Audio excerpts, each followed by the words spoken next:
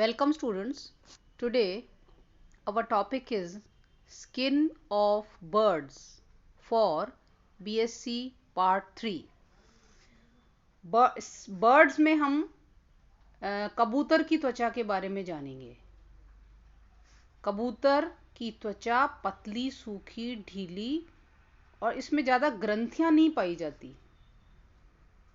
ठीक है, तो अब इसके स्किन के बारे में हम देखेंगे। आप देखिए, स्किन ऑफ पिजन, इसको कोलंबा भी बोलते हैं। तो इसकी स्किन के बारे में कुछ इम्पॉर्टेंट पॉइंट्स देखेंगे हम।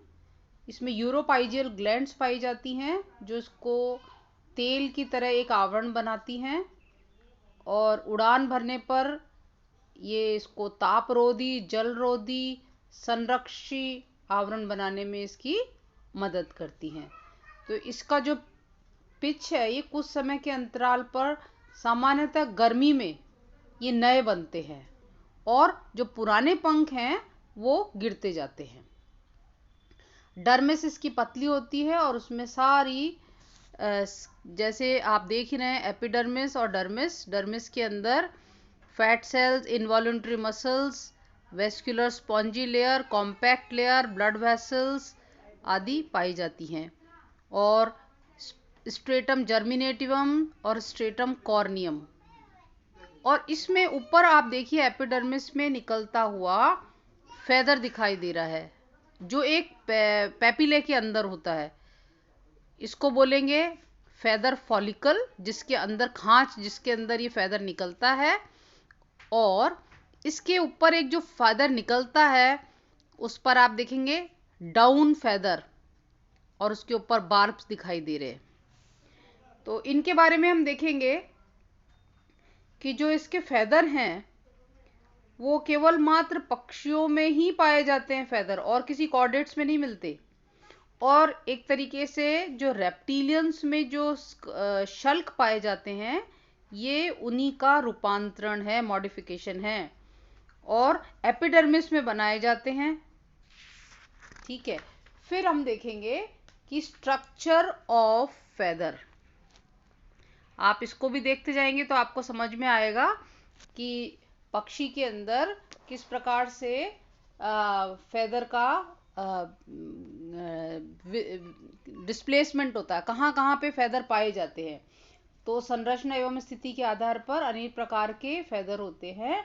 Number 1 quill feather, number 2 contour feathers, number 3 फिलोप्यून फिलोप्लून जिसको रोम पिच भी कहते हैं, नंबर 4 कोमल पिच या डाउन फेदर्स, नंबर 5 रिक्टल शूक या रिक्टल ब्रिसल्स। ठीक है, अब इनके अंदर हम देखेंगे कि जो क्विल फेदर्स होते हैं उनको उड़ने के लिए होते हैं ये। अब इनका अगर स्ट्रक्चर हम देखें तो इसमें फॉलोइंग पार्ट्स पाए जाते हैं। आप स्ट्रक्चर ऑफ फेदर में इन डायग्राम्स को देख देख कर आसानी से समझ सकते हैं। जो क्विल फेदर होता है उसमें निम्न पार्ट्स पाए जाते हैं, जैसे नंबर 1 पक्ष पिच या रेमिजेस। ये पंखों पर उपस्थित उड़ान पिच पक्ष पिच कहलाते हैं। ठीक है, और इसमें देखो आप, इसमें देखिए इनका नंबर होता है 23, जिनमें से 11 तो मेटाकार्पल क्षेत्र में व अंगुलियों पर पाए जाते हैं, और जो सेकेंडरीज या क्यूबाइटल्स होते हैं इनको क्यूबाइटल्स कहते हैं। और जो फर्स्ट उंगली है पोलेक्स या थंब पर एक विशिष्ट प्रकार का गुच्छ संलग्न होता है जिसको एलएस प्यूरिया बस्टर्ड विंड भी कहते हैं। तो उड़ान से उतरने के दौरान ये ब्रेक लगाने हेतु और या फिर ये जब मुड़ते हैं तो रडार की भांति काम करते हैं।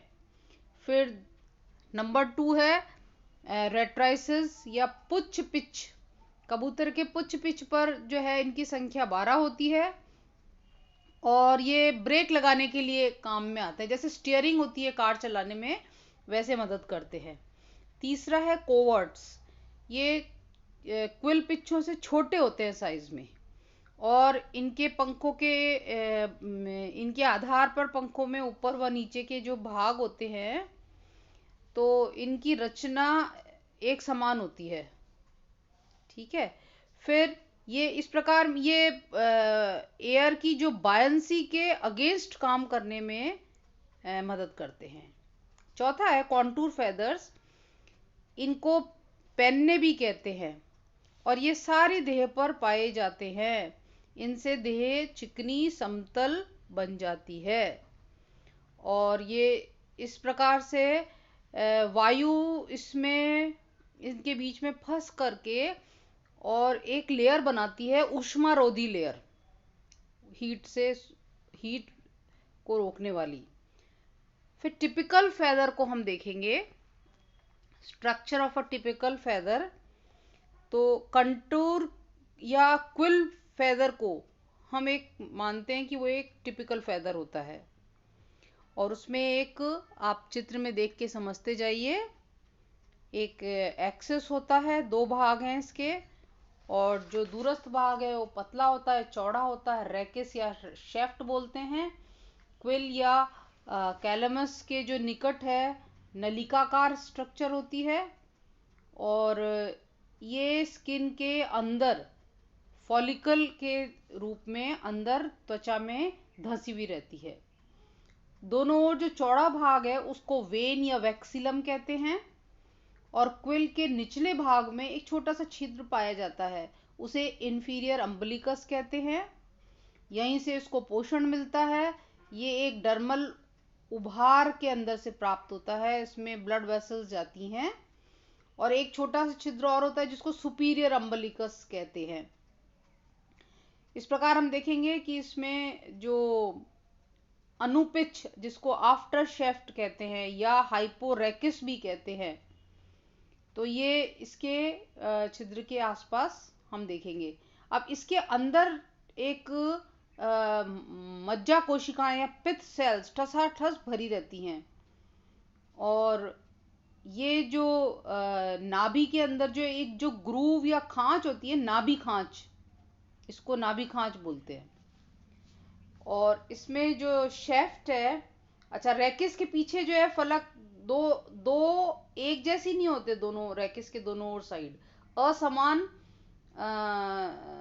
में विभाजित होता है ये। और इसके पिच के जो फलक भाग है वो एक दूसरे उसमें छोटे छोटे से तंतु होते हैं और इनको बार्ब्स या रेमी कहते हैं।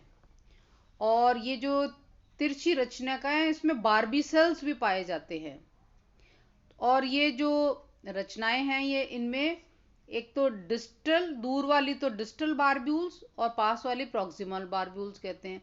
और आप देखोगे इस चित्र में हुकलेट्स के द्वारा ये एक दूसरे के अंदर इंटरलॉक्ड अवस्था में पाए जाते हैं।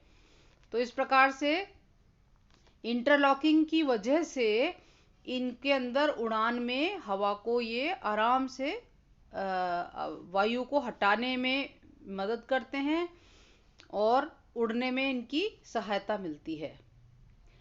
अगर कभी ऐसा होता है कि इंटरलॉकिंग भंग हो गई तो पक्षी चोंच से इनको ठीक कर लेते हैं। फिर हम देखेंगे कि कॉन्टूर फेदर क्या होता है। तो कंटूर पिच जो है उसमें देह का आवरण इन्हीं से बना हुआ होता है, छोटे छोटे ऊन के समान होते हैं, देह को चिकना और समतल रखते हैं। फिर है तीसरा है रोम पिच, फिलोप्लून। ये कोमल रोम के समान होते हैं। कैलमस और रेकिस में इनका पतला भाग होता है और इसमें हुक नहीं पाए जाते। फिर चौथा है कोमल पिच या डाउन फेदर।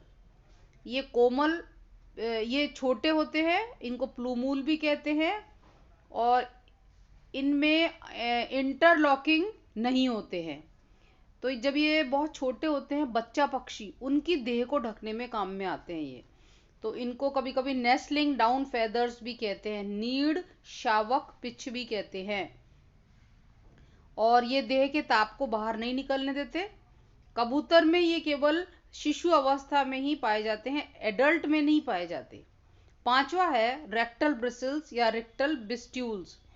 ये फिलोप्लून का ही रूपांतरण है, अर्थात रोम समान ही होते हैं और ये कुछ ही पक्षियों में पाए जाते हैं, सब पक्षियों में नहीं मिलते।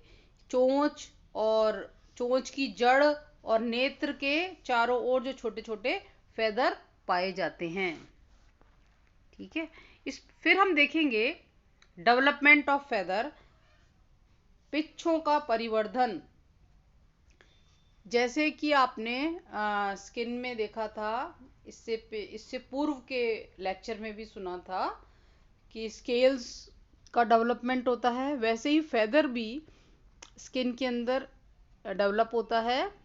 तो आप बहुत सारी स्टेजेस हैं, जैसे ए स्टेज है, आप देखिए वहाँ पर जो एपिडर्मिस वाला पार्ट है उसमें एक उभार हो जाता है जिसको बोलते हैं पेपिला। उस उभार में कुछ सेल्स इकट्ठे हो जाते हैं और ये जो सेल्स हैं मेसोडर्मल सेल्स, ये डर्मिस से आते हैं, नीचे की जो डर्मिस है वहाँ से आते हैं। फिर धीरे धीरे वो पेपिला एक अलग शेप ले लेता है, बाहर की ओर निकलते हैं। अब उस पेपिले के अंदर एक प्रकार की अंदर धंसा हुआ रहता है वो पेपिला, और उस धंसे हुए हिस्से को तो बोलते हैं फेदर फॉलिकल, और ऊपर निकले हुए को फेदर जर्म कहते हैं। और ये जो फेदर जर्म यानी पिच्छ मूल कहते हैं। और जो एपिडर्मिस वाला पार्ट है उसमें जो मेलपिदी की जो लेयर है वो इस खोखले हिस्से को बनाती है। फिर ई पार्ट में देखें तो वो फेदर और आगे जब ग्रो होता है तो उसमें पेरिडर्म का आवरण आ जाता है और अंदर उसमें बार्ब्स दिखाई देते हैं। अब एफ, जी, एच इन तीनों को अगर देखें तो एफ में हमने उसको सेक्शन काट के देखा है कि किस प्रकार से बार्ब्स दिखाई दे रहे हैं, अम्बिलिकल ग्रूव है और आवरण है जिसको बोलेंगे पेरिडर्म और रेकिस है। इस प्रकार धीरे धीरे स्टेप वाइज ये एक एक करके बार्ब्स की ग्रोथ होती है।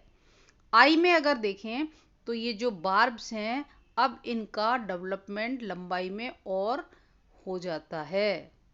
और नेक्स्ट जब देखते हैं तो ये बार्ब्स अब अच्छी तरह से बाहर एपिडर्मिस से बाहर निकल जाते हैं, किंतु इनके अंदर जो भोजन है वो वहीं नीचे से, जहाँ बेस में अम्बिलिकस एक छोटा सा छिद्र था, वहाँ से जो ब्लड वेसल्स हैं वो उनको भोजन प्रदान करती हैं, ऊर्जा प्रदान करती हैं, जिससे वो उनमें ऊर्जा बनी रहती है और वो लगातार उनको उड़ने में मदद करती है। फिर हम देखेंगे development of contour feather, right side के अंदर आप देखेंगे तो इसमें भी उसी प्रकार से डेवलपमेंट है। पेरिडर्म बन चुकने के बाद की जो अवस्थाएं होती हैं वो थोड़ी सी अलग हो जाती हैं। तो जो दो मध्य पृष्ठीय कटक होते हैं ये मोटे हो जाते हैं और परस्पर फ्यूज होकर के ठोस रेकिस बना लेते हैं, और रेकिस बाहर की ओर शीघ्रता से वृद्धि करता है। शेष जो भाग है अनुदैर्घ्य कटक, वो पेरिडर्म, वो भीतरी दशा में अलग हो जाते हैं और रेकिस के दोनों ओर पहुंचकर बार्ब्स बनाते हैं। नए पिच्छक नीचे की ओर बनते हैं। पिच्छक के जो पार्श्व स्थिति के अंदर इसमें पिच्छिकाएं विकसित हो जाती हैं। तो पेरिडर्म जो है वो स्प्लिट हो जाती है, सूख जाता है, और इस प्रकार डेवलपमेंट में जो है अधर रेखा में चिर जाता है और पिच्छक चपटा होकर के पिच्छ फलक बना लेता है। और त्वचा में नीचे का भाग वही त्वचा में धसा रहता है जिसको कैलेमस बोलेंगे। ठीक है, और कैलेमस में पल्प है वही सूख जाता है और विभाजित होकर के मज्जा बोन टाइप बना लेता है पल्प के अंदर। ठीक है, और डर्मल पेपिला बनी रह जाती है। पिच्छों के गिरने पर इनका जो रिप्लेसमेंट है, प्रतिस्थापन है, ये होता रहता है। इस क्रिया को मोल्टिंग कहते हैं। सामान्यतः ये क्रिया 40 से 45 दिनों में होती है। कुछ पक्षियों में आजीवन रहती है और कुछ पक्षियों में इस प्रकार की क्रिया सीजनल होती है, यानी ऋतु परक होती है। ठीक है, इस प्रकार डेवलपमेंट ऑफ फेदर समाप्त है। थैंक्स।